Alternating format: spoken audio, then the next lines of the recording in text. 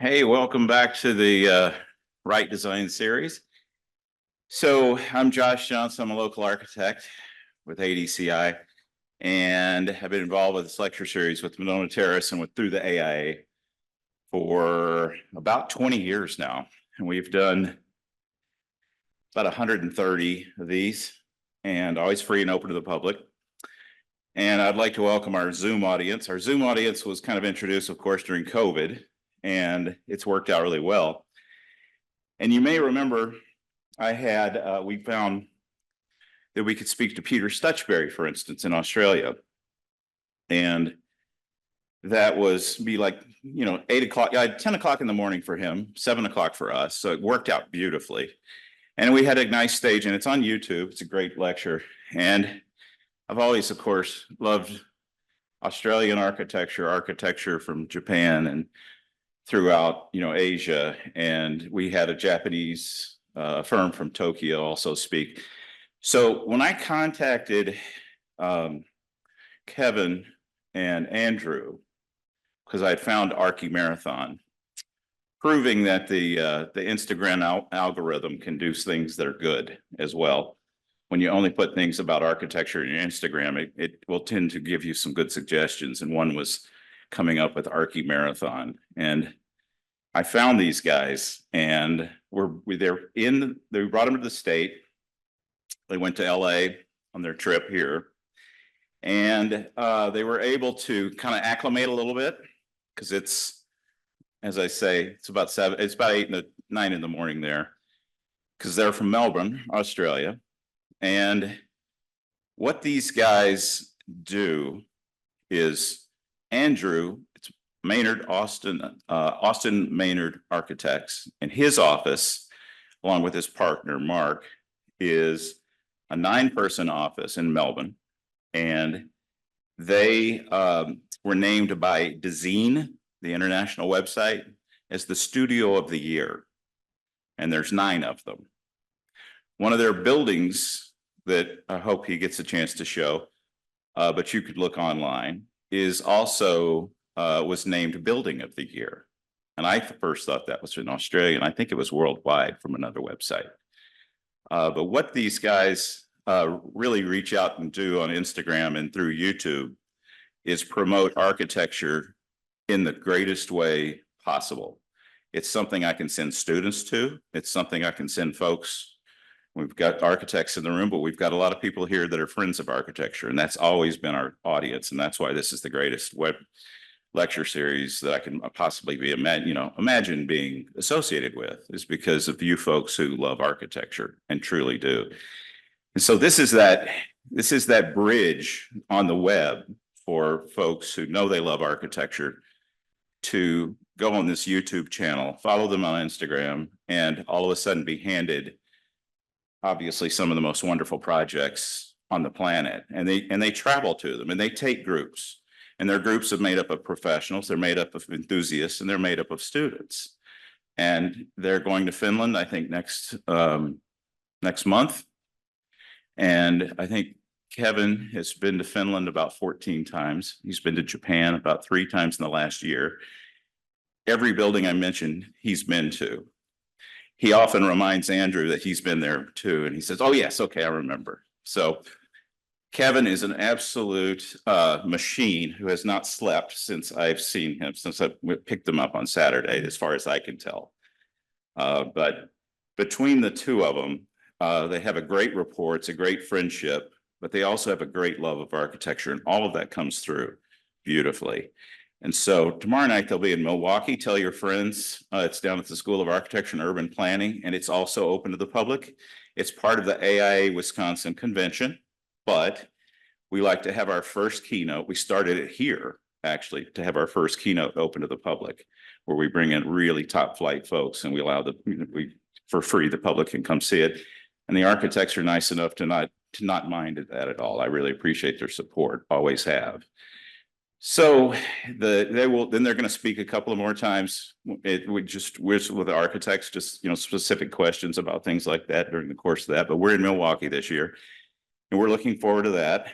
But since they've been here, they landed, and then I picked them up in Chicago, And you'll be happy to know as Madisonites that we hit the farmer's market, dropped them off at the corner. So they got the last hour of the farmer's market.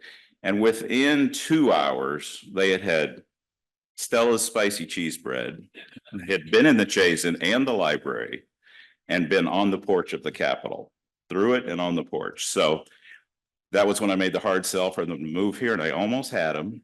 But anyway, well, we have friends in Melbourne that we can all go see now. But without any further ado, I'd sure like to introduce Archimarathon, and they're going to tell a story, and we're probably going to get to a point where we have to just kind of have the rest of it tomorrow and have the rest of it on Thursday, and it'll keep going. It's a wonderful story, but you're all going to want to go home and follow them on all the social media platforms they're on, and share with your friends who love architecture, share with your folks in your office, because these are all wonderful presentations that you're going to enjoy. And that's going to start with tonight. So, Andrew, Kevin, come on up.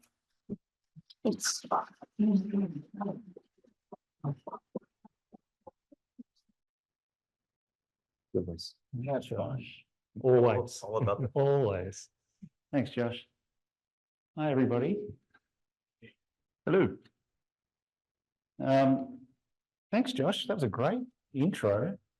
It is amazing to be here. We've been absolutely spoiled. Getting a couple of nights at Taliesin. Elizabeth put us up there, being shown around by Josh, meeting so many wonderful people. On the way here, after being here a few days, Josh was talking about Peter Stutchbury speaking at this event. And he pointed out that Peter spoke, he left this to the last minute, Peter spoke online. So he didn't come here. So, but we are so glad that that option was not given to us, because this is an amazing city and amazing people. Like it's been incredible. Just meeting so many sort of generous, kind people. First question for you, y'all. How was that? Wrong part of the country, yeah. Do we need an interpreter? No? Okay. All right. Let's get into it, hey, Kev. Anyone been to Australia? Oh, good question. Nobody. No. It's a long way away. It's pretty good. You have? Whereabouts? Darwin, Sydney, Perth. Not Melbourne. No, You've missed the best bit. I thought that was Darwin. I've never been to Darwin. I've never been to Darwin. Yeah, don't tell anybody else. I've been everywhere except Darwin. Everywhere twice, except for Darwin. Yeah. So, Archimarathon seems to be us too. But Andrew actually has his own practice full time. Yeah, so Kevin's full-time gig is really Archimarathon, and you'll hear more about that. And my full-time gig is AMA. And this Archimarathon really started as a hobby that got out of hand. And generally we do studios, tours, and videos, and that's sort of evolved to be what it is now. Originally was just tours. So let's go back to the beginning. We're all here. Yeah? That dot's in the right place, is it, Kevin? I hope so. I'm actually from down there, a place that gets left off many maps, Tasmania. Born and raised, born in Devonport, raised in Launceston. And I was born in Hong Kong, over there. Slightly different context. And we both live in Melbourne now. So that's where I'm from. That's actually a current photo of where I'm from. It is at the time that I lived there, 75,000 people on a beautiful river in northern Tasmania. Northern Tasmania is just said to be 50 years behind the rest of the world in so many ways. Probably true. And it's weird studying architecture in a tiny regional town and then talking about urbanism and studying. You could imagine how strange it is to study all these seminal buildings that you have access to every day. You've kind of got to do your study, go to get a job, save some money to eventually see the buildings you've only seen in books. It's mythical. Mythical. I Yeah. like that. So like, yes, This is mythical. yeah, Correct, yeah, right? exactly. When I was a child, there was this in Tasmania, there was lots of rivers being dammed. They were investing a lot in hydroelectricity, so very green energy, but they were creating a massive surplus of energy because they were trying to bring industry in. So many people felt enough was enough because this incredible pristine landscape, untouched landscape, was it was seen to be under siege, being flooded because of these dams. And this became, in the early 80s, sort of a flashpoint for much sort of environmental movement. People from all over the globe were coming in and picketing in the forest, deep in the forest. And out of that was born the world's first Greens Party. So Bob Brown and the Greens. And all this was happening in the background when I was just playing with Lego. And it was just kind of natural for people of my age in Tasmania to have at our foundation that the environment is something you've got to fight for to protect, and that it's under siege. Thanks for adding this. You're welcome. At the last moment. That's me in first year. I don't know, but thanks for adding that. You're welcome. So yeah, so basically I started what was Andrew Maynard Architects, became Austin Maynard Architects, and we concentrated on lots of smaller buildings. Since then, we've done some apartment buildings. That's what you would probably call condos. When we talk about apartments, they're typically for sale, strata title. And so we also developed these ourselves. And we've just done, for 20 years, mostly individual homes, just keeping the office really small, really agile, not being like so many architects and just burning hours to get through deadlines, trying to keep the thing really small and agile. And why, the thing that you were in love with at the start of the practice, try to remember that and keep bringing it through. So we deliberately stayed small. And as Josh said, we've been incredibly fortunate that we have won some really significant awards over the years. Yeah, okay. Heard those many times. It's a running gag. We have videos whenever he mentions the best architects in the world. Oh yeah, have you guys seen that? Just a little bit background on myself. I grew up in Hong Kong until I was 12. Then I went to school near Melbourne. And one particular year when we were 15, what we call year 9, we're up in the mountains for a whole year. We'd hike 2.5 days a week. And yes, there is snow in Australia, and I still ski in snow camp. But yeah, this was photos from the school, not my year, but I found out. So yeah, the connection to landscape as well, coming from Hong Kong to this is quite important, but also the sense of community. It was a boarding school, so being an only child, the sense of community was huge for me. That's very, very important. Then I went to Sydney to study, where my family now lives, and I got out of there pretty quickly. But the school was amazing. It was quite a left-leaning school, probably the most left-leaning school in and political in Australia. Unlike this guy, this high flyer, I was a terrible student. I haven't slept for 3 days in this one. He's the one who's like, gets everything done straight away. I'm like terrible. Well, I hated it. I tried an all-nighter once at university because everybody else was doing it. And it was awful. I was like, why do you people do this? So I was just a nerd and got things done early. Yeah. You were the opposite. Yeah, I was terrible. So, but as a result, before that, went traveling in my year out between Sydney and Melbourne, where I studied. We went traveling with a lecturer. So we went to 66 buildings in 26 days.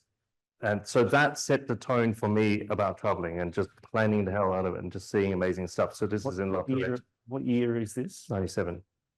And you were in 4th year of university? Yeah, year out. Yeah. So what would be called masters? Yeah. Yeah.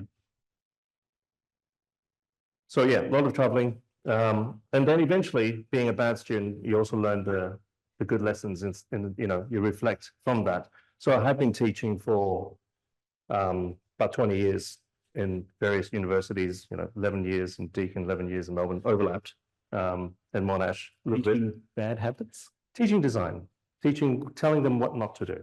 Right. Yeah, don't be me. Lessons from the grave.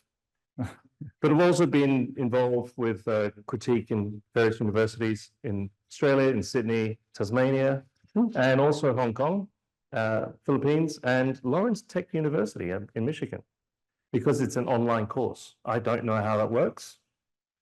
So we're able to Zoom to give critique, but I don't know how our architecture school can work not having physical contact and communication. So, but that's my involvement in the lake area. Yeah, I did some houses and stuff. I was also the Australian distributor for SketchUp. So the program from back when it was Colorado, a little startup called Atlas, all the way through Google, all the way now to Trimble. I did it for 12 years. That paid the bills. That was great. So I can just do architecture as a hobby, teach as a therapy, and then travel. As a therapy. Yeah, I love teaching. Okay. I know you can't. You treat it like it's psychotherapy. It is. A confession, is it? Yeah. And through SketchUp, I started this community online, a forum for anyone who's ever been involved with online forum. That was quite a big forum. There was over like 30,000 members, very active discussions and critique, which we've kind of built as a community. Unfortunately, got hacked the third time, and I did not know how to undo it. It was just too hard. And then Facebook and everything came, so the interface of forums are no longer a thing. What was unique about it though was, as all of these other, so if it hadn't been hacked, you'd probably see it up in lights with Dazine and the rest.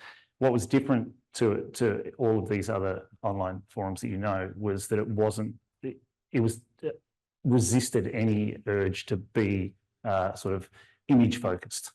So instead of the hero shot of the beautiful image, Kev really.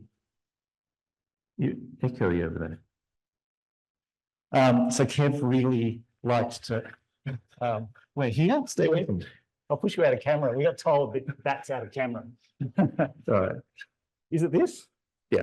Okay. I was about to say something nice about you, but you know what? No, Okay. no.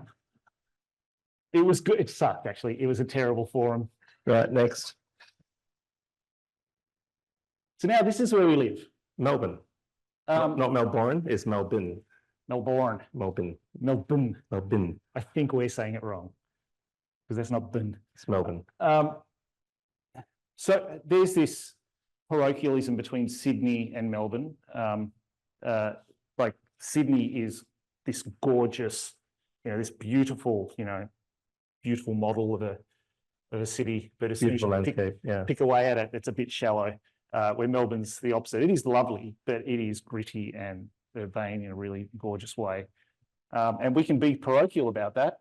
No, we're not parochial about that because we're both Not from there. not from there. It is a remarkable city. And it's the laneways, we call it, you call it alleys. The laneways, there's a strong laneway culture. They were just places with cheap rent, and it just started this whole density that's full of cafes and bars and all these kind of things as a result of that. Yeah. And a lot of people, when they visit, they don't get it because they go down the main streets and they're like, it's another city. And they don't get into the back laneways, and that's where all the life happens. And, people from Melbourne are usually like, that's fine. You didn't find it. You've actually got to find Melbourne. There's something really beautiful about that. And there's actually a strong street art, Yeah. graffiti, but also street art that happens Really in stencil encouraged. culture. Yeah. A little bit of a connection to the States. Have you guys heard of this person called Taylor Swift? She's very good. Yeah, look at this. There was this beautiful moment at that concert. Didn't go to it. Couldn't go to it. It was sold out like 10 times over. Where she leant against a piano and just went, guys, I've got something to tell you. This is the biggest audience I've ever had in my career. Only 6,000 people. So that was. Oh, do you want to talk about this? Yeah, sure. So on Instagram and on the news, American audience have been hearing about this concert and these photos of the stadium, and The said biggest audience ever. they got very baffled. It's like, where did everyone park?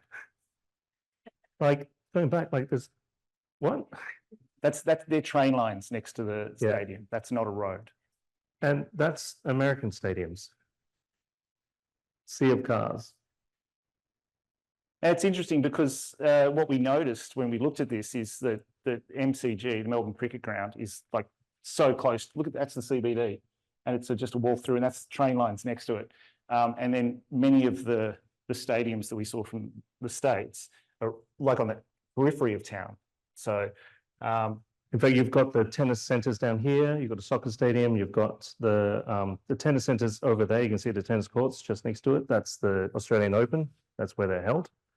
Grand Prix is not far away. You can almost see the Grand Prix track. It's all kind of just there. constantly hundreds of thousands of people moving in and out through there without cars. But yet at the same time, Melbourne used to be for a long time the second largest sprawling city after LA.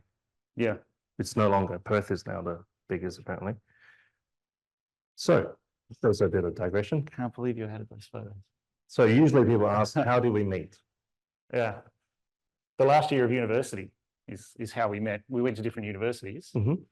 And we were involved with the national student body. We sort of formed it. He was one of the reps. Someone called me up and say, can they all stay at my place? Sure. They were doing a design for Senioki Library. That's Alvar Aalto will be there in next month. Library extension. So this is before internet was, you just Google any picture. I had a pack of postcards. I just came back from a second time to Finland and I go, hey, you just take this and share this with your crowd. Share it with your cohort. Yeah, because our in 50 our class was doing a competition entry. Well, individually we were doing competition entries. What I conveniently forgot was you gave me those cards to share with everybody else in the class. I accidentally didn't. But yeah, that links to sort of a love of travel. Just digressing to that. Anthony Bourdain's huge influence, not only as a traveler and his understanding of sort of food and culture, and as part of that, and extension to that architecture for me, is the idea of architects as chefs. You know, food as a way to understand architecture, because we're just dealing in ingredients as much as you do building materials. It's how most people can make things buildable. You can make roofs not leak even. But what makes it special? What is that special meal that you remember for the rest of your life? Doesn't mean it's going to be expensive. Doesn't mean it's going to be more difficult to make, but you just got to know it. You got to go out and eat. You got to go and experience the world. So in fact, this is the forum they used to run. As an architect, you enjoy cooking. I think there's this sort of similarity to cooking to architecture, because it's still making things, but it's control free fall. You know, when you cook, you just got to respond to it. It's not, you can follow a recipe, but at the end of the day, you just got to react. And that's kind of like a bit like architecture. You kind of composing, making something. And yeah, and architecture photography is like this, the perfect thing. And, you know, in reality, a lot of times that's what it really looks like. And you don't know that until you go to the restaurant and you order the food, until you go to the building that you've just studied for years. It's actually an amazing feeling. Like, it's the amount of buildings you go to and you're incredibly surprised by and delighted by.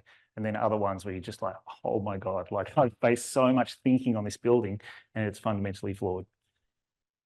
So that's one of our videos, by the way. Yeah. Is it, you know, that we're so visually driven? I mean, yes, you did find us through Instagram, but, and that's actually my account. So I'm feeding the Instagram, but yeah, I think there's a tendency to not go and explore. And there's so many keyboard warriors just commenting on things like, have you been? Yeah. So, you know, you got to be critical as about things. So I plan a hell of a lot of my trips usually. I've been going at least once every 4 years for a long time, just these big trips. And one year, in 2010, this guy goes, can I come along? And you said no. Yeah, And I because came I like anyway. traveling by myself. Yeah, I just turned up. Amongst my mates now, I've become known as the travel vampire, because we'll just be having a drink. Oh, what are you doing? Oh, I'm heading off to Japan. Yeah, Japan. cool. When are you going? And it's like, oh, you know, on this date. Yeah, when are you coming back? What hotel are you staying at? And I'll just turn up.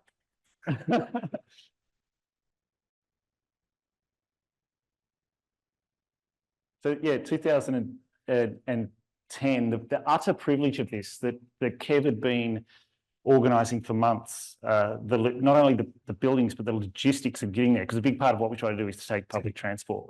All of that thinking behind this trip, and I just got to turn up and enjoy it all. Except the blizzard, you were standing in the train station and you went, God, this is like a marathon. Yeah, because you don't stop. It was unbelievable. We're in a blizzard, and I'm like, mate, I think we should stop and go inside. And he's like, you can, you know. And you weren't standing out in the train station or in the warm. I was hiding behind a pole from this blizzard. He doesn't understand snow. Anyway, it was hard work. But it's one of those, you know what it's like. It's one of those things where you want to saturate yourself. That's what Kev does really well, especially when we've got to travel across the world. It's a big commitment. Well, we're here for 3 weeks because we're not going to take an 18-hour flight to turn up, give a couple of lectures and then go away again. So that attitude of making the most of it's a great one. So that's where the term Archimarathon came from.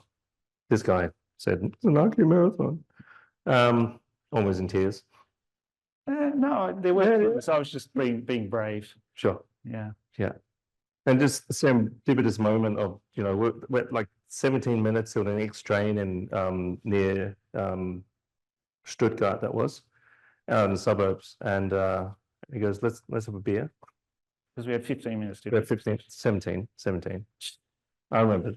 Because 15 is cutting it, so 17 is okay. So we walked in there, it's like this tiny room. You can see how small this is. And you walked in there, the heavy chain smoking woman, and these guys, you know, like there were 2 seats. Josh, dive bar. Oh, there was stairs, like dive hut. Dive hut. And, you know, like this Asian guy walks in, and this tall Australian guy over there in the far. Yeah. And this is one of the big lessons for especially people coming on our tours, well, and just for students in general, or anybody, is that life, it was John Lennon, wasn't it? Life is what happens between best laid plans. So just you try to forge ahead, you make a plan, and if you're not careful, you miss the things in the corner of your eyes, the short, shiny bits in the corner of your eyes, and you've got to have the discipline to stop and focus on them and acknowledge those beautiful bits probably aren't on the critical path that we are desperately trying to get to. And that's sort of something that we're really proud of, is there's this incredible disciplined design of this tour, but there is strategic gaps in that where you can just sort of find those beautiful moments and have the discipline to pause, to acknowledge that it's awesome. That's a good bar or a good restaurant. Let's go eat. Yeah, so that's sort of the motto for Archimarathon, is it's sort of learn to see architecture, because I think most people can look, but most people can't see. So it's learning to dissect and understand something. It's important. Once you see it, you can't unsee it, and you start to learn how to. Once you've learned how to do it, you just see. And that It's hard to learn architecture. A big part of the tours is helping students and anybody else who comes with us, giving them sort of a process of seeing. Because, you know, you're quick to put up the phone, take a photo, but to actually go around and point at things, we really give people license from day one. If you see something and it's, you know, your spider senses tingle, point at it and say something to the closest person. So there'll probably a student, like in Japan, we had like young students, and then there was one guy that was the chairman of the board of one of the New Zealand's biggest firms, architecture firms. And so you're getting this routine of like, oh, look at that detail there, and you just grab the person's, oh, you know. And also enthusiasts, they're just as articulate. Yeah, we had Kevin, who equestrian, he was a show jumper, the show jumper from Florida. And you've never seen, like, by the end of it, he was so amazing, that different lens with which he looked at these buildings. Very sharp. Yeah. Very sharp.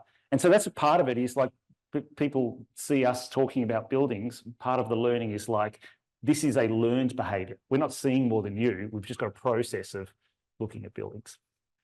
So 2018, I had a midlife crisis, and I went, okay, I'm going to stop practicing now. What am I going to do? I like teaching. I like traveling. I can plan how are my trips. So people went, why don't you take tours? It's like, because I don't want to. You don't want to hang out with people. But eventually it was like, okay, that's the thing I can do. So, you know, then I started doing tours. Sydney, in Queensland, in Brisbane, and then Spain and Portugal was the first one. And then China, different seasons, matching the seasons. So Spain is going to be hot, so you understand why, you know, the culture and the food and how that works, and then China in the north, how that works with timber buildings. There's Wang Shu's buildings as well, and yeah, and then eventually this guy came along as well to some of the tours. That was last year, Spain and Portugal again, Finland, which we're going to again. It's pretty much when we get back. We get back, we've got 2 weeks, and then we're off the Scandinavia. Actually, not Germany anymore. I should change that. That's sold out now? That's sold out. Yeah, 2 people from the States. New York, The last a 2 spots. dean of an interior design school, and her husband are coming. Yeah. That's tomorrow. No, Wednesday. I'll Do they know email what them. they're getting into? Do they really know? Well, that's the email correspondence anyway. Japan, more Japan, and yeah, the discussions that happens that we have every day, pretty much as possible. Yeah, Kev's got this great process. It's kind of daunting at first. At the end of each day, we all sit around and everybody's got to say what their favourite 3 buildings are so far. And then eventually 5. Eventually Top 5. 5. So it's interesting and fun. Once you get in the process, it's less intimidating, but it gets more difficult because you've obviously seen a lot more buildings. You've got to come down to 3. It's a good way to remember projects, but also it's a good way to hear what other people think. Yep. And hear their view. And I think that's quite valuable Yep. experience. And eventually everyone just loves it. And you end up seeing more because of it. We're all seeing these little slithers. We're all having these tiny experiences, but when they overlap, you just see so much more and understand so much more. All right. And then in 2020, you were in Germany, you went to Netherlands and then Germany and World Czech Architecture Republic. Festival in the Netherlands, and then decided to train to Budapest. Yeah. And I was in China. Yeah. Yeah. 2 weeks before COVID broke out. Yeah. And then you came back and go, hey, because I got sick of just taking photos, static photos, and people are surprised that the photos I take were my photos. They thought it was just some stock photos I got hold of. So that's when I got into making videos. I started making sort of parallax and start moving and getting depth to it and trying to film people as well in it. And he goes, hey, let's start a YouTube channel. And we did. Well, just capture some of those moments, some of those discussions that were had. And it's like there's some value in this, if not just nostalgia. Yeah. So we thought, yeah, we'll go on social media. We'll get sponsors. We're going to get big, get sponsors and get paid to travel and make more content. Hasn't happened yet. Well, to get sponsors, you've got to go out and talk to potential sponsors. Yeah, I'm burnt out now. Yeah. So we don't do that. Yeah.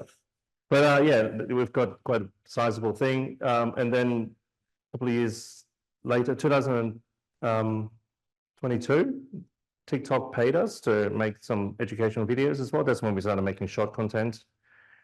It took off much more on Instagram. And then owned by Instagram, that's Facebook. So yeah, we've got lots of videos, 100 and something. I can't remember how many now. It's more than 142 now. And shorts. Whoops. And short videos. That's meant to work. There you go. They're meant to flow. Yeah, they're short little bite-sized thing that I produce a lot more of those than I do YouTube because it takes so much more effort. But what happened was during COVID, because we couldn't go anywhere, because that was part of the idea, we started using some of the lectures and the kind of type of rant we usually go on about between us, because Melbourne was the most locked down city in the world, the longest. So we were completely 200 and something days? Yeah. Over 200 days we're in lockdown. Yeah. We beat Argentina. So yeah, so we were stuck inside and we just had to make videos kind of online somehow. At first with just some of the legacy footage I had from my trips, and then eventually just ranting about And stuff. at no point did you leave your house and sneak over to my house No. so we could film videos in one space. That did not happen. Yeah, without masks. Yeah, so one of the gripes we have is architects are not very good communicators. Deliberately, like there's this heritage, there's this, seems to be this history in architecture to differentiate itself from master builders to just invent a whole other language. There's this book. So when we were studying, the mid-90s, deconstruction was massive,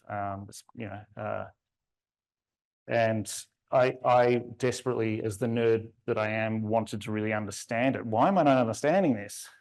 So I grabbed this book, a student guide, and this had an amazing quote in it.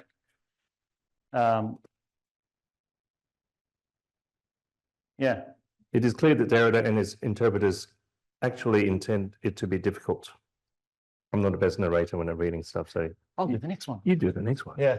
Yeah, it's meant to make us feel inadequate on the grounds that we will make, them seem clever, and of course it doesn't. So the idea that we will invent a language to rise above everybody else and talk down at them has not served us well at all. We wonder why we're left out of the conversation so often, why increasingly other parties, such as engineers, have more power.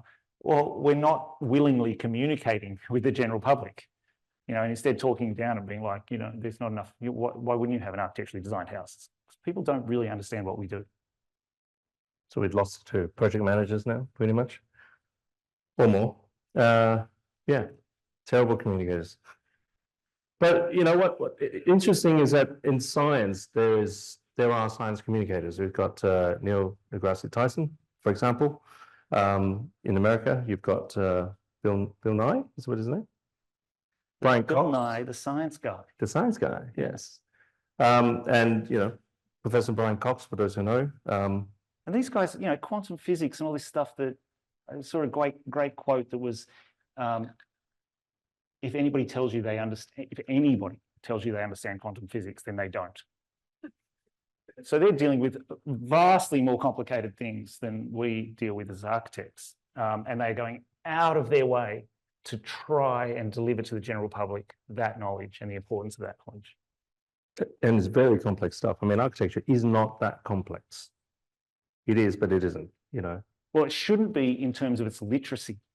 No. Obviously, anybody that's built a building knows that buildings don't want to be built. It's entropy. They want to fall down. It's really, I high five anybody that's built a building, even if it's a bad building. Like building things is difficult.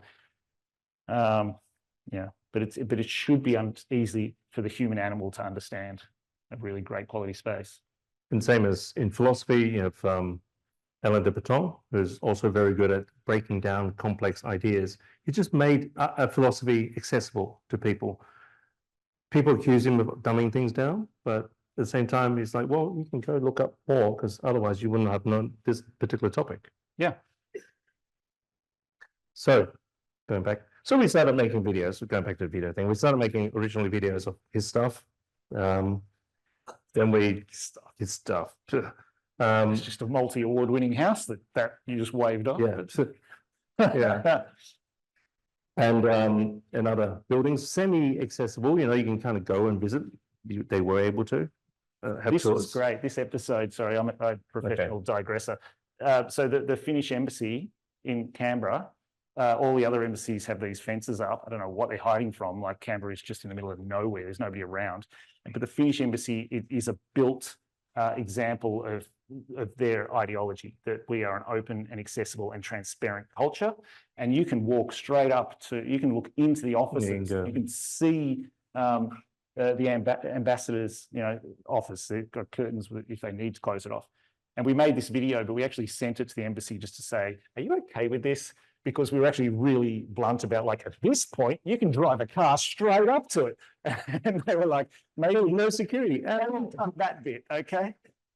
Yeah, no, the embassy was fine. They were worried about some other bits, and then they sent it to Helsinki. And Helsinki, the security people have never been to Australia, never seen the context, and it's like, no, not at all. I think they were right. Yeah. Yeah. It was like we made an instructional video. This is how you ram this embassy. Then yeah, we started traveling again and be able to make videos. This was last year.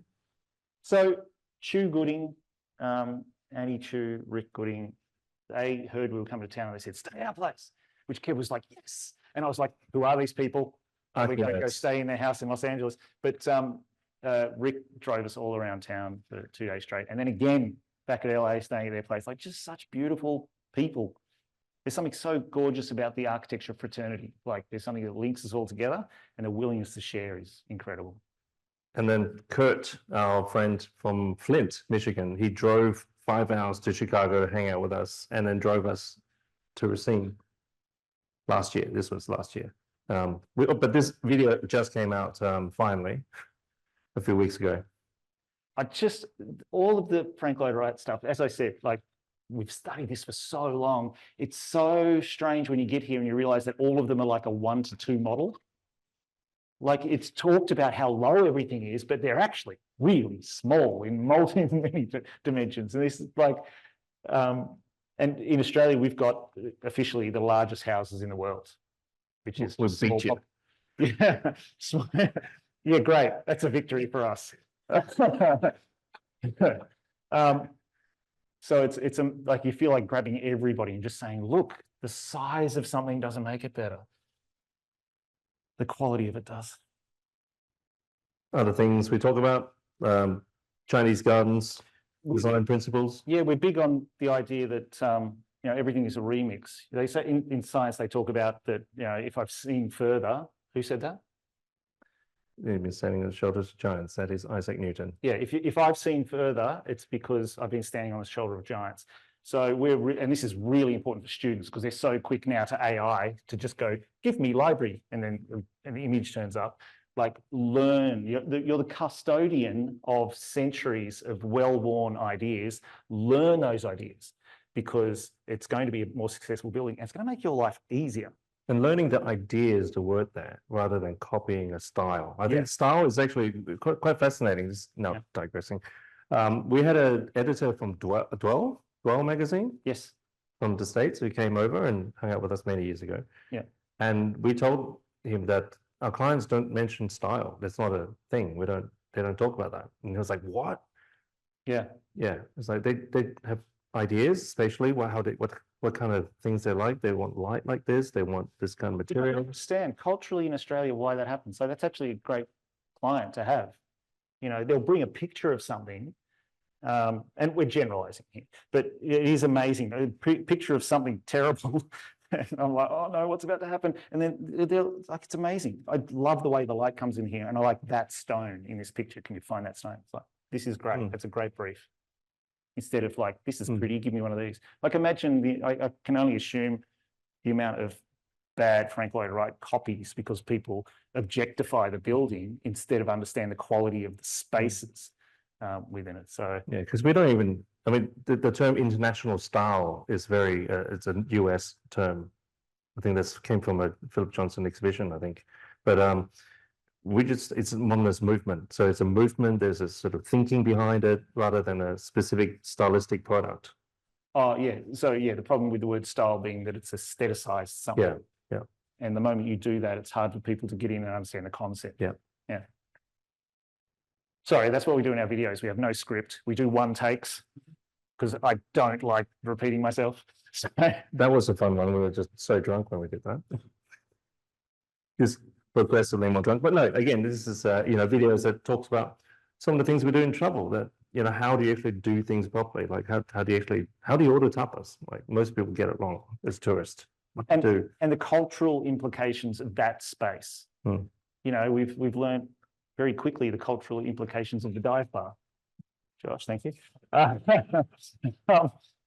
Yeah, but yes, no, Kev's right. We did a lot of research in that episode. And by the end of the episode, you can tell that we were well researched. Yeah. And then some pop cultural stuff as well, video games, anime. Some of the important things we do, we're going to keep this one short, but it's more for the conference when we expand this, is some of the lectures, the critical thinking that I'm trying to teach at university and trying to explain things properly. And students have said this changed their life, just about life in general. What are you doing? Why are you doing that? And how does that work? Or what do you get by doing that? They're just like, that is the hardest question to ask. Yeah. And to boil down what you're actually proposing instead of hiding behind this sea of words. What is it you're doing? Why are you doing that? Yeah, and challenging them to use simple, everyday language instead of semantics We make videos, party diagrams, for those who know what party diagrams are. That's a way to sort of way the building's organized. We've had people saying it's better explained than the Cornell professors that I've had. Sections, that, drawings, yeah, take that, Cornell. All-nighters, that was me, literally, that was like that. And he was like that. Apparently he used to just rock up, go, done. Yeah, I used to finish early and then just hang around the studio. Because I just nervously, I would have to finish my assignments early, and then to be a bastard, I would hang around the studio and I'd be like, why are you here, mate? I'd go home. I want to see you suffer. And we talk about things about mindsets and how to survive architecture schools, how to get the most out of architecture schools. And so a lot of that has just some basic psychology in it, like just to understand your emotions. Like you stayed up all night to draw these things, you've got 15 minutes, you know, just know that the amygdala is going to fire. You're going to feel like you're being attacked. You're not really going to take in what's being said to you because you feel exposed. You're probably not used to public speaking.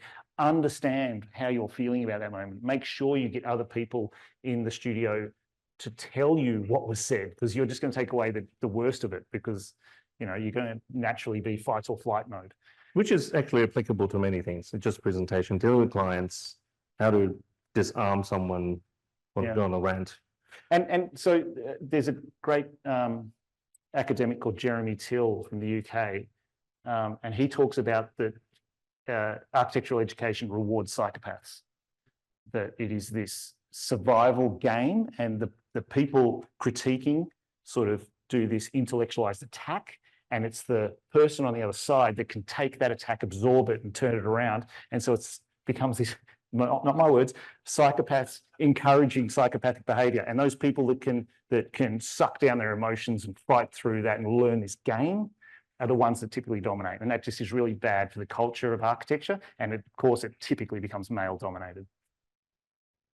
So we've done a bunch of stuff that's really trying to augment architecture at school to trying to help them. So not trying to teach them specifically ways of how to design, then more just mindsets, mental health, all kinds of stuff. So yeah, when some people ask me, quite simply, what do you do? I say, think of it like a finishing school. Like we're trying to fill the gap between what you're doing at university and that big gap, I don't know what it's like here, to actual practice. And so that leads into what we do about studio culture.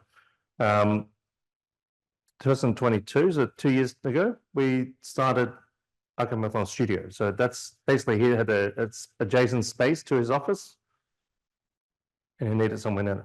So he just thought, great, because we're right amongst all the universities, the location. So half the floor is actually where I run Archimarathon Studio. Now, in architecture school in the States, you have studios. You just get given space. This is standard, work. yeah, in most architecture schools.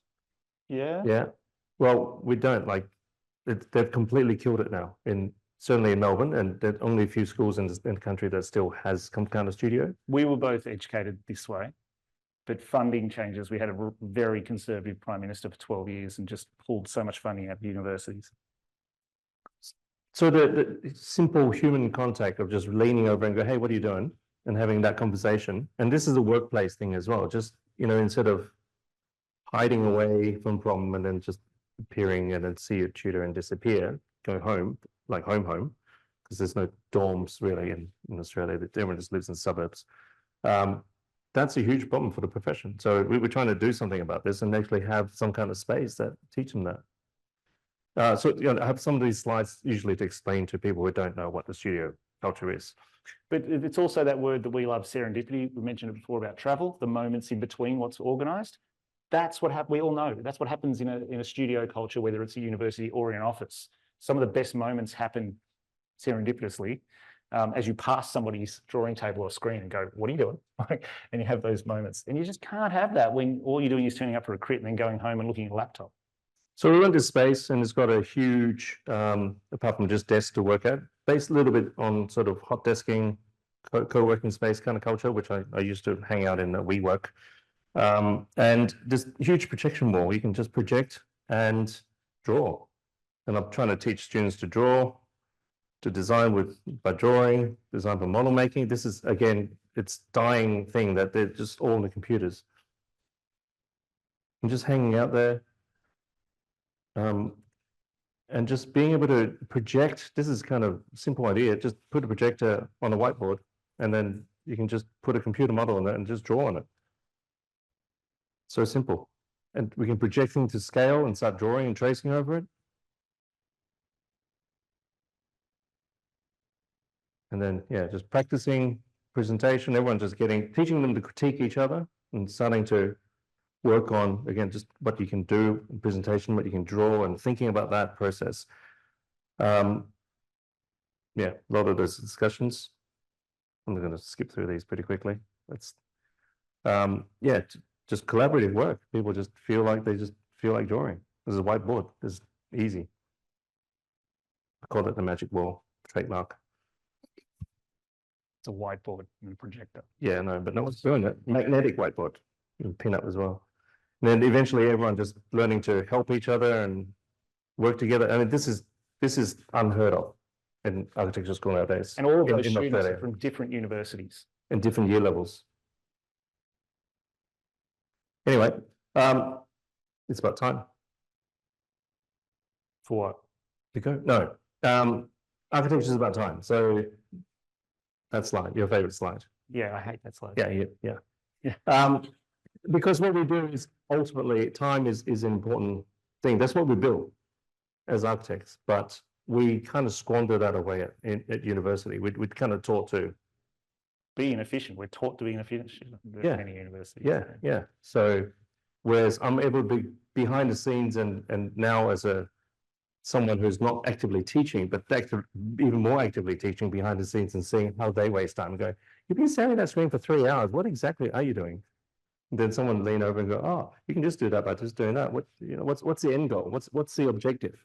So it becomes like a simulacrum, the version of the boss in the office, the director, justify yourself and what are you doing and how do I help you get through it?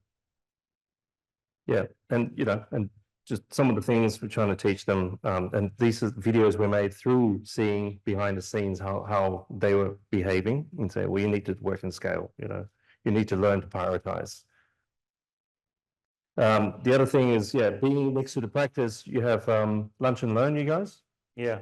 So just on the other side, that's our space over there, and we're borrowing the studios, the Archimarathon Studios, Whitewall. And whenever we need to do knowledge sharing within Austin Maynard Architects, we do it in the studios. So again, it's that serendipity, it's that osmosis of knowledge sharing. So you just see the students working away and then just slowly creeping over. And every now and then throwing something in, trying to throw something in, I say, shut up, and you shut them down. Yeah. And then, and then also doing projects like, something happens, somebody's got a problem and you're huddled around a screen, a laptop, and then you go, wait, and let's go over to the studio, put it up, let as many people as possible problem solve You this. just get up and see and draw on it. It's this really beautiful thing between digital and analog, which is missing at the moment, I think, still. As Yep. much as you've got iPads and things, it's still not happening collaboratively, and this is quite an amazing idea. And just seeing, the two directors, that's Mark Austin of Austin Maynard Architects. Look how confused we look. Yeah. That's us every day. What? I don't know what I'm doing. And they're running events, talks as well, which is trying to turn into a space to have people to hold talks and things in events. This was the Finland talk. And then also just having drinks and events and things for architects and practitioners and students just to mingle as a sort of space. Want to talk about your stuff? It's 8 o'clock-ish almost. What do we want to do? I can show you a project. Yeah, okay. We're about a third of the way through the slides, but we can stop. Let's close the doors. Yeah, lock the doors. Yeah. This is America. I don't think you're allowed to make those kind of jokes. Oh yeah. Oops. I'm going to skip through the good stuff. Look. Basically, I was doing two things at the start of my practice. So going for 20 years, polemical things, so troublemaking, political things, the Styx Valley protest shelter, like where there was logging happening in the Styx Valley in Tasmania, looking at the economics of housing and using infrastructure that moves housing around. So you try to not have a penthouse because your house gets moved throughout the day when you're away. The suburb eating robot, which goes and chomps up the suburbs after peak oil hits and we can't use cars anymore, just causing trouble. Because, writing an essay all about work-life balance and how exploitative the practice of architecture is. And this is me as an employer, as a director. And that blew up. That potentially to this day is still the most read article on Arc Daily. It was for many years. But at the same time, you know, the monthly billing cycle, all of that stuff was there to agitate the monthly billing cycle, because that's what we get lulled into. You want to do all these things, but then it's like, I'm going to pay the wages. And so doing lots of single homes, keeping it really simple, keeping life simple, having fun. And because of all of the sort of the lefty politics pushing out there and the polemics, attracting the kind of people that got me. So people that were already sort of self-selecting. So 20 years of doing that, great fun. And then it got to all over Australia as well. There's Mark Austin. But it got to the point after 20 years where the housing crisis was just getting worse and worse. And we were working with people, great people, that were privileged because they had housing equity. So they had skin in the game. It's interesting when you look at affordability, you guys know all about this, but you just look at the metrics. Severely unaffordable on that index, severely unaffordable is considered 5.1. So that's 5.1 times your annual wage is what a house would cost if you spent all of it. But look at this, Hong Kong, Sydney, number 2, 5.1 versus 13.3. Like, you cannot buy a house in Sydney. Vancouver, look at the American flags there. Auckland in New Zealand, Melbourne down at 9. And the odd one out is Toronto, which is not in the Pacific. The rest are on the Pacific Rim. That's an observation. What is wrong with the Pacific Ocean that we can't afford homes? And this is unfamiliar in Australia. We've got growing homelessness, and it is not a thing. It has never been a thing, and it is, you know, we're not used to it. And we all know that the earth is being cooked. There are these massive problems, and one of the solutions is density, is to live a bit closer together. And we did a great video about it. I think it was great. I liked it. Good video about that when we were in Madrid. Yes, that was straight after that tapas video too, by the way. Was it? But literally. Yes, so when we say apartment, we don't really, like, it is an ownership strata title. So I'm sorry that when but I mean that, I mean condominium, but I'm just in the habit of saying apartment. For many years, developers knew that our brand was pretty popular, and there was probably a big swathe of the market that couldn't afford one of our homes, our single homes, but could probably afford an apartment. So we got approached numerous times, and each time I was like, this is great. Like, yeah, we've got all these incredible ideas. And they're like, whoa. We've run this spreadsheet. We've got some base plans. All we need from you is your brand, so we can leverage off your brand to get into this other market. And you just do the bit you like, which is the outside, the pretty thing, the wedding cake, which is completely devalues the strategies that we can offer in terms of housing. So what Mark and I did, he got sick of me moaning about somebody has to do something about the state of housing. And he was like, we're somebody. Like, roll up your sleeves. This is how you solve problems. You get in, you muck in and you do it. And we wanted to achieve specific things. So deliberative design, we wanted to work with the community rather than real estate agents telling us what would sell. Like, what does this community want? It had to address actively, it had to address climate change. It had to be great urban outcomes beyond the building. It had to be financially sustainable, both as a purchase price and into the future. So low running costs. And democratise capital. So the 4 big banks in Australia, they all invest in fossil fuels. So we want to leave them out of the equation. It's impossible to leave them out of the equation, it turns out. This was the first project we did, Terrace House. And so triple bottom line housing development. And what that means is this is the standard development model. Maximise profits, it's a product. Instead of addressing it as a human right, housing is a human right under the UN Charter. Maximise your profits and do only what you need to do to tick the boxes, legislative boxes of sustainability and livability, community.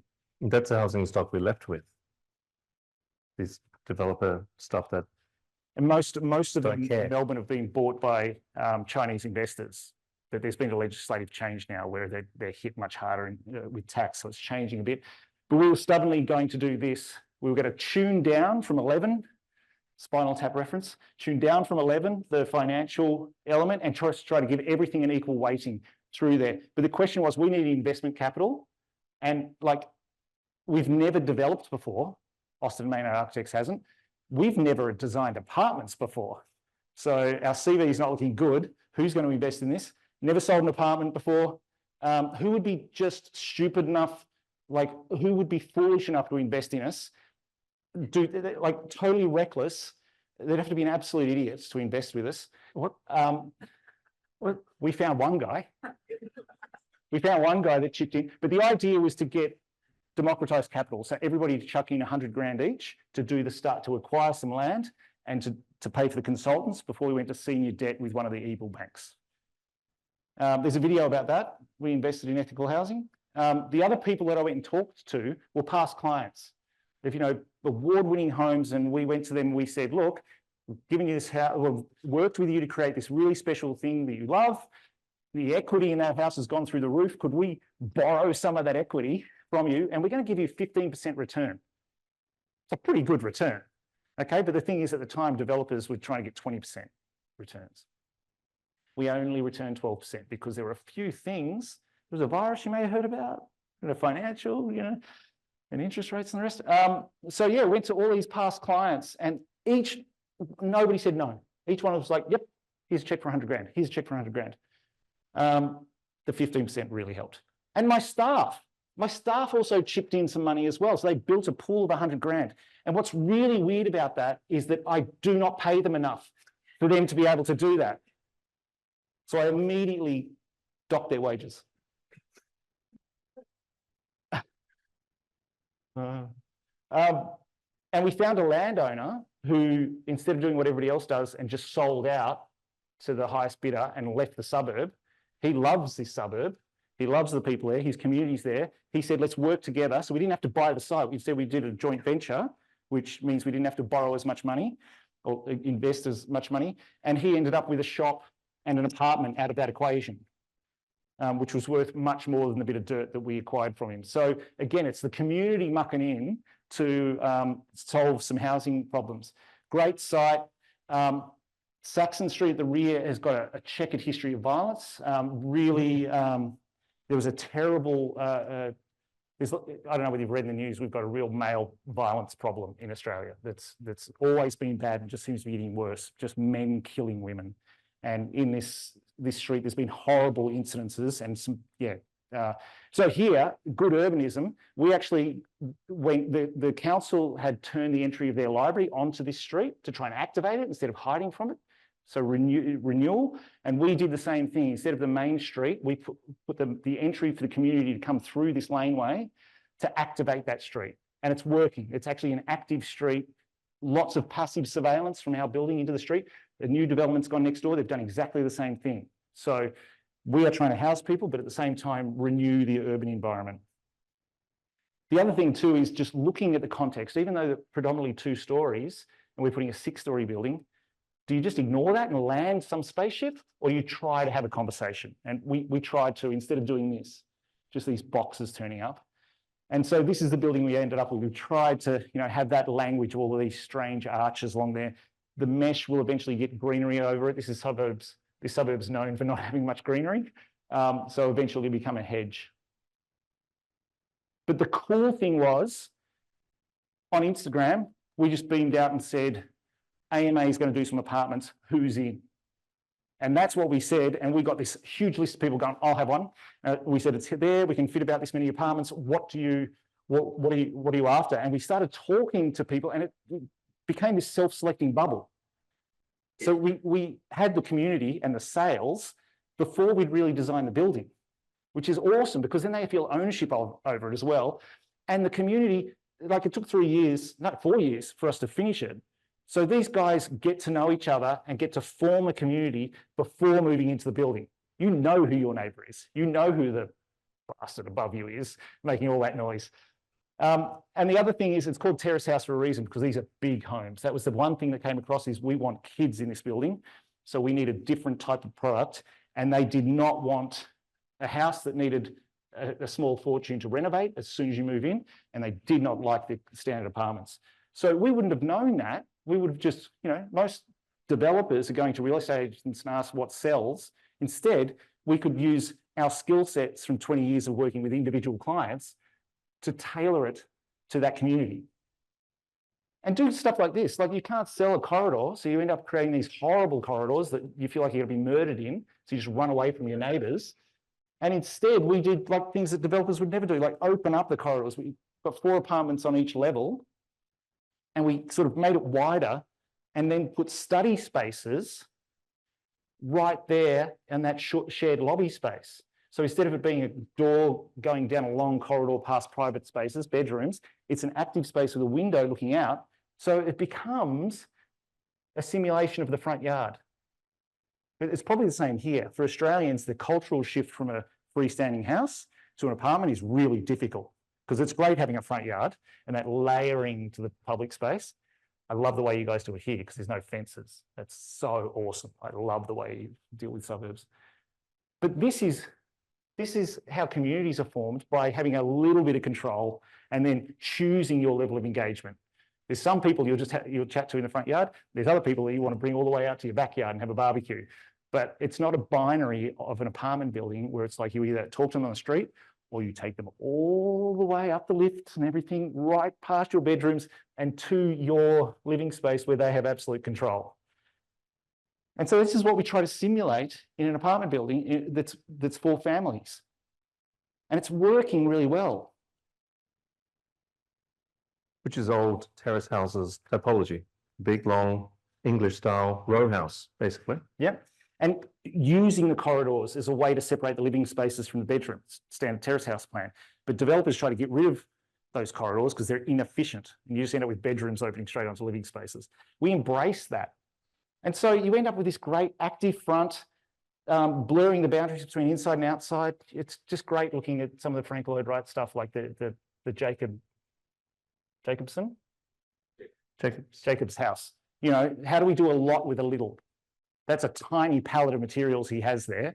And at the time, it was the cheapest, option. How do you do a lot with a little? And that's what we had to ask ourselves here, because we delivered this 15% under market as a price point.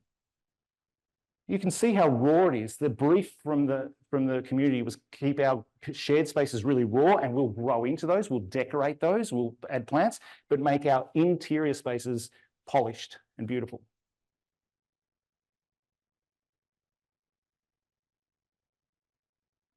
And I'm going to skip through the rest. Incredibly, utilitarian, brutalist even. The youngest person living there, we engaged them. We gave them a couple of grand to produce some artwork for the stair. And this is one of Australia's most sustainable buildings. So 8.2 stars NABERS. I'm not sure what the equivalent is here in terms of Green Star, but that's like, you've got to achieve 6 stars. It's really a low bar. Incredible air tightness, and we use energy recovery unit. You might call it heat recovery in all of these apartments. And there's no air conditioning. There's no heating. Like, it's almost passive house levels, where our energy consultant just calculated how much extra energy the TV and the fridge and things like that are churning out. So it's incredibly stable temperature. And look at the monthly average power bill is $47. Most of that is meterage, not usage.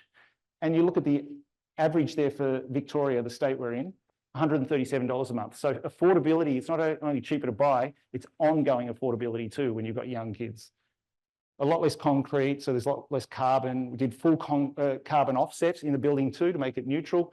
All electric, which is really important in Australia.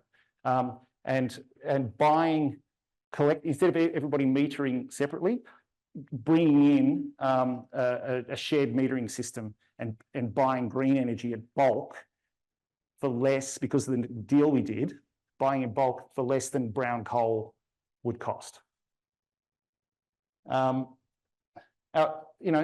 Apartment master switches. So you leave and you flick a switch off and everything turns off when you leave the house except for the fridge and the internet. Lots and lots of great. And heat island effects, just trying to reduce the amount of hard materials that are baking. Green transport, so there's no cars, no basement, so we saved a fortune with no basement. No cars, heaps of bike parking that's on ground level near the front gate, so you make it really easy to use instead of dragging bikes out of basement. We're not anti-car, we're just good urbanism. So in this instance, there were trains, buses, trams, and bike paths everywhere here. It would be crazy to try and get a car in here. And the good thing is, it meant that instead of having a garage door on troubled Saxon Street, we have a shop. So a little cafe there, instead of a garage door that would kill that street. And the next door neighbour's done the same thing as well, gone 0 cars to make sure they've got an active frontage. I could talk about this forever. I won't. I'll just. Oh, that's my video. Yeah, Kev did this video for us. And so this has been a huge success, and it's led on to the beautiful interactions that happen. It's led on to more opportunities where we did it again. We went and were a developer again. We tried so many things and almost went broke in the first one. We just honed down to just simplify and really strategic. And this is part of a bigger development. So we're all competitors. Some of the best architects in Melbourne, instead of fighting against each other, we got together to buy a big block of land. We did 6 different buildings and we were each developers. I think we'll wrap it up there. But we couldn't do it without people like Kev actually sort of backing us. And, you know, there's such a dislocation between academia in Australia. There's an increasing dislocation between universities and practice. And it's just great to have somebody that's trying to fill the gap and then also getting involved. Trying to make a difference independently. Did you want to add anything else? Or? No. No, we're done. Thank you. Is that yours? I think that's mine. That's yours. Do you want a refill? No. Thanks for coming, guys. It's so think- wonderful. Do you think we have some time for questions, Heather? Kristen? Are you getting questions online or someone here? I'm sure you have a question. There's people online too. And there's people Are online. people online? Yes. Here, let me do a mic. Visited the area so far besides F.D. Johnson, what else have you visited in the area in terms of architectural marvels? So I didn't hear the question. What have you visited? This Oh. time? Yeah. Do you need an interpreter? I do. Yeah. Okay. No, I didn't I hear. need an interpreter. I was just wondering what architectural pieces of architecture have you visited in Wisconsin since you've arrived, besides S.C. Johnson? This time we went to Taliesin. Yeah, we got 2 nights there. Have you been to Seth Peterson? Seth Peterson Cottage. No. It's the only Frank Lloyd Wright building you can rent and stay in for the weekend. Oh, I know the one. Yeah, the little It's on the lake. small one. Yeah. Yeah. When are we doing that, Josh? That's why you gotta come back. But we've seen so many things. You know, Josh has driven us around. We saw a Sullivan today as well. Tomorrow they're going to go walk. Yeah. What was that awesome building at it? What was that awesome building at the university? Oh, the Harry Weiss's.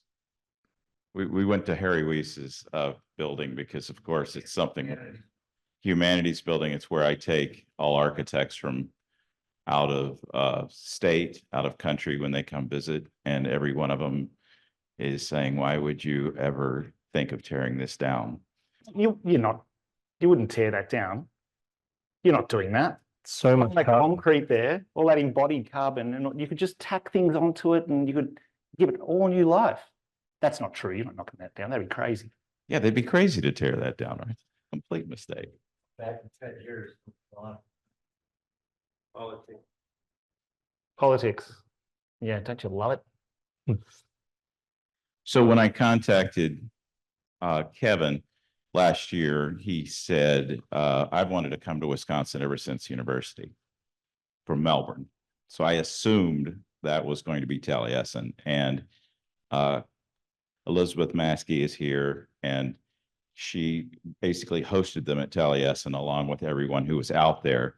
And they gave a video to every staff member and said, okay, here are these guys, don't bother them, let them film and do everything they can, and they get free range of everything. And then Floyd Hamblin and Carlina showed them around. Floyd gave them a tour of Taliesin, so we have videos coming of theirs. And then Bill Martinelli, who's here, it was wonderful and was able to take us and give us the most absolute wonderful tour of Jacobs One today.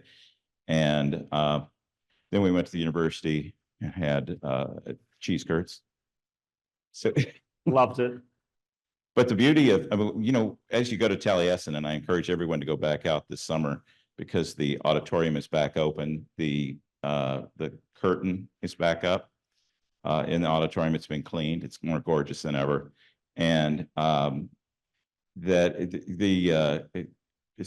definitely go out to Taliesin. And but when you're out there, it's such a fire hose of Frank Lloyd Wright that then they were just knocked silly, of course. But when they got to Jacobs One, thanks to Bill today, it's that jewel box of perfection where it's at every scale and how it reflects at every scale and where you can get your head around it a little easier. So they're going to be thinking about Taliesin the rest of their lives based off this fire hose of 3 days there or 2 days there. So And hillside as well. We did like that, remarkable. We did something fun there where we Elizabeth and Floyd talked to us a bit from the outside, and we decided what we would do is just film live instead of going and scoping it out. We just turn the camera on and we're just going to go in and see what we see. So when that comes out, there's nothing sort of manufactured about that. That's us seeing it for the first time. Like, what a space. And that new theatre, refitted theatre is remodeled. I'm going to send a list of about 50 different musicians. And if you can get any of them to perform in that space, I'm on a plane and I'm coming straight back. Yeah. But there's a reaction with all this travel. There's a reaction that I know a building's really good when I just almost feel like having a childish tantrum, and feel like giving up and quitting. And that happened today with the Jacob house. Like, I just the discipline, small palette, and you know, you try to design with these rules and you become slaves to them, like the gridded floor. And you look at the plan, like as soon as you set that up, it's like suddenly it doesn't work anymore. And somehow he made it sing, even though he imposed so many rules on himself. It just made me feel like an absolute amateur. That's really important because it's humbling. Like, you go and get awards and stuff like that, and your ego gets pumped up. And I reckon that's when architects start making terrible buildings. It's good to be humbled. And I wanted to mention one more thing, which is Kevin hosts a YIMBY group who meets once a week in his office. And yep, that is, yes, in my backyard. They have an aggressive YIMBY group that meets the NIMBYs on their own and takes them down. And if I run into any more NIMBYs in the rest of my career, I might get violent. I'm totally sick of it. So thank you. We need YIMBYs here. Thanks, guys. Oh, more. Just curious with your tours. Oh, get to you. So we've got the speaker so that the folks online can hear your question. Hey, thanks. I'm just curious with the tours that you run, how you recruit the people that participate in the tours, and are they mostly students or are they a whole range of folks? Whole range of people. I've got people from, yeah. In fact, the upcoming tour, most people are not architects. Is it mostly word of mouth then? It's word of mouth, filter yeah, with? through, I guess, social media. Okay. Yeah, I just had a last application that came through last night. Okay, and as then well. do you run like half a dozen a year or 2 a year, or how frequently? It's 2 this year, but it's typically 1, isn't it? No, it's usually 2, like winter and summer usually. okay. Yeah, depending. Yeah, you can see that Kev tries to make it as eclectic as possible. There's beautiful Kevin, the the writer, the questioning writer. Make it really eclectic. There's some very senior people as well, and UAE, fan. UAE, Bahrain, India, Philippines, Hong Kong, They look like they're having fun. UK. But Belgium. what you basically say, can you do 25,000 steps a day? Go to a dive bar for the rest of the night, and then get up at night and be there at 9 a.m. for another 25,000 steps. That's kind of the bar that's set. And they were like 10 days or so, I think was the duration. How long are they? Depends on the tour. Like Japan was 10 days. Scandinavia is about 12. No, sorry, 14. And it dovetails into the Finland one, that's 10 days. China was 15 days. Spain was 15 days. So the people that are coming on both Scandinavia and Finland, Yeah, there's a 3-day gap as well, isn't there? So they're a full month. yeah. God, I hope they like us. Could you imagine that? They meet me and go, I'm not hanging out with this guy for a month.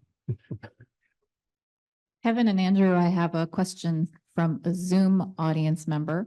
She's traveling to Ireland and wondered if there was something there you'd recommend from an architectural point of view. I haven't been. I was like, is that God?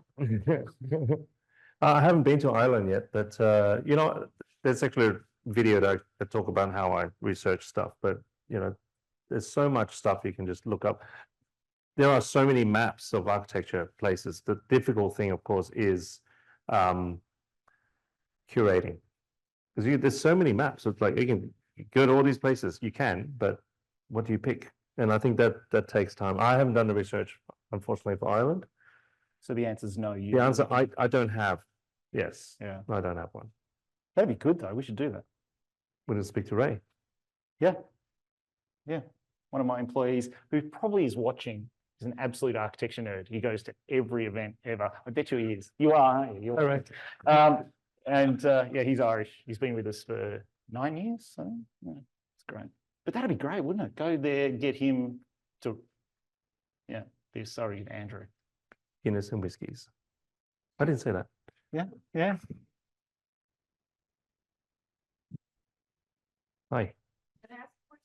Yes, Laura is one of our top green folks around here, so I hope you get a chance to meet her right afterwards.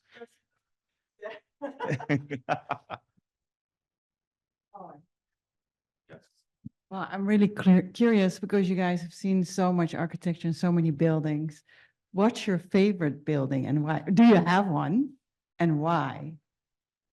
I don't have one. It's a No. tough one. I've been asked that many times, and the tough answer is they tend to be churches or religious buildings, Oh.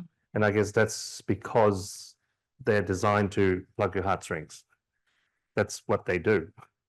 That's a good answer because on that tour, regardless of ethnicity or religion or atheism or background, most people picked the church in Tokyo, didn't they? Yeah, St. Mary's, St. Mary's Church. Kinsatange. Yeah. But you're right, it's because they're designed to shake you. So it's a bit unfair because you know sometimes you can't look at a school and have the same kind of appreciation because it's you know you can appreciate it intellectually and spatially, it's still great, but it's not a church. Yeah. I do have an answer though, and it's going to sound really parochial, and it's not. Like it is the Sydney Opera House. You've never seen a building do so much for a city and to the landscape as well.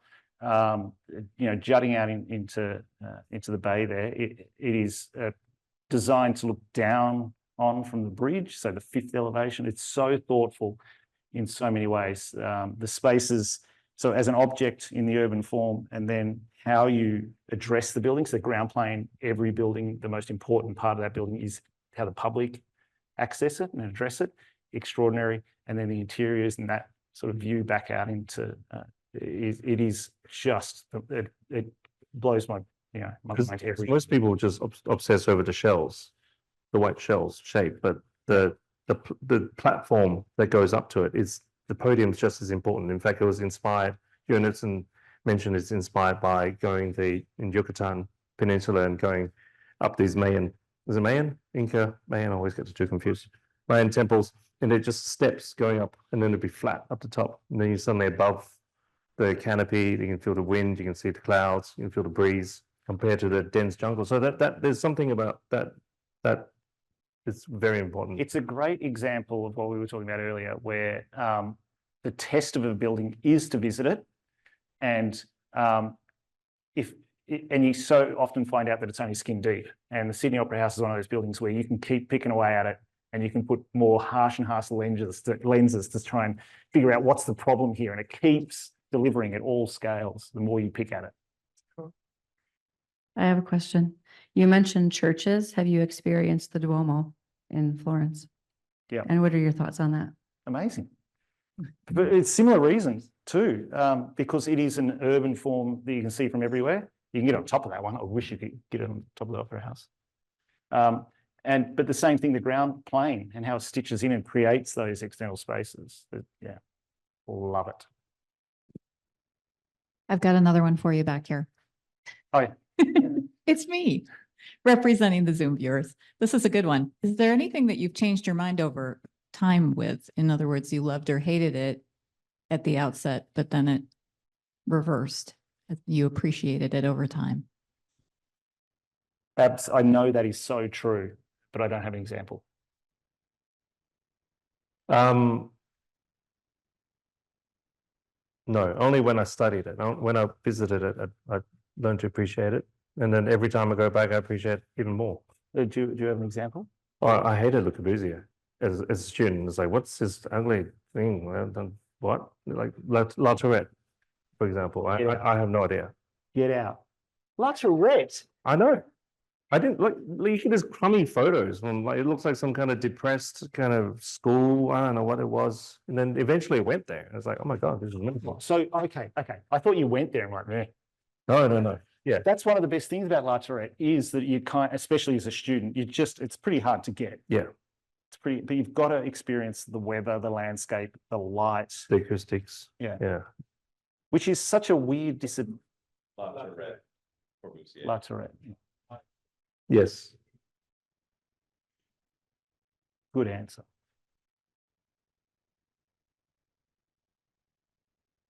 Well, I think we, Is it time for that dive bar now? well, tonight we're gonna take a tornado, so it's gonna be a little fancy. Thank you.